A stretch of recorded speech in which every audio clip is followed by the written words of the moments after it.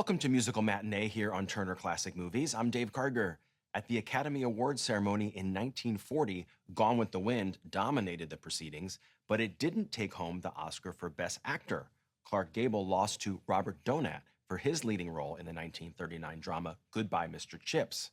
30 years later, the movie that had been so successful for Donat was reimagined as a musical, and that's our feature this week. It's the 1969 remake of Goodbye, Mr. Chips, this time starring Peter O'Toole. O'Toole plays Arthur Chipping, nicknamed Mr. Chips by his students at an all-boys school in England. Chips is not a popular teacher, but his reserved manner softens when he meets and falls in love with a charming young woman named Catherine.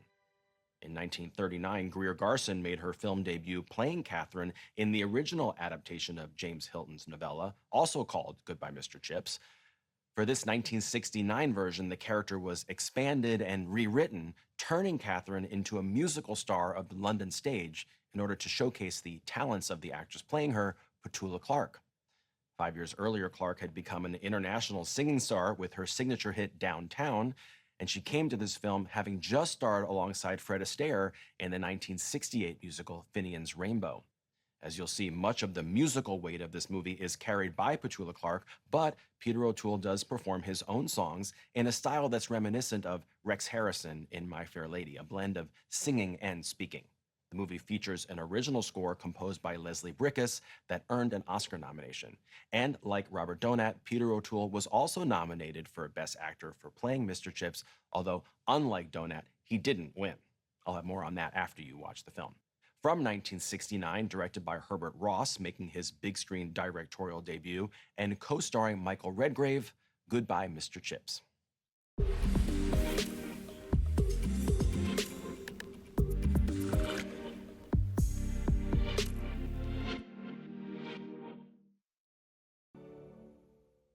Several actors were considered for the role of Mr. Chips in this 1969 musical remake, including Richard Burton and Rex Harrison. But the role ultimately went to Peter O'Toole, who had never made a musical before. O'Toole's talent as an actor carried him through, and he went on to receive an Oscar nomination in the Best Actor category. But he lost to John Wayne, who won for the Western True Grit. Goodbye, Mr. Chips also earned a nomination for Best Score, which was composed by Leslie Bricusse and orchestrated by the great John Williams. This was Williams' second year receiving an Oscar nomination, one of two he received in 1970, but it was hardly his last. Over the course of his extraordinary career, John Williams has been nominated for an Oscar 54 times. At 93 years old, he holds the record for the most Oscar nominations for a living person, and overall, he's right behind Walt Disney, who was nominated 59 times. Williams didn't have to wait long after Goodbye, Mr. Chips to win his first Academy Award. That came 2 years later for his work on another musical, Fiddler on the Roof. Up next is another 1960s remake of a movie originally made in the 30s, a 1964 thriller from England starring Albert Finney.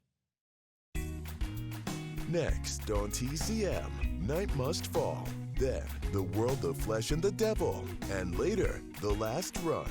First come, first served on TCM today.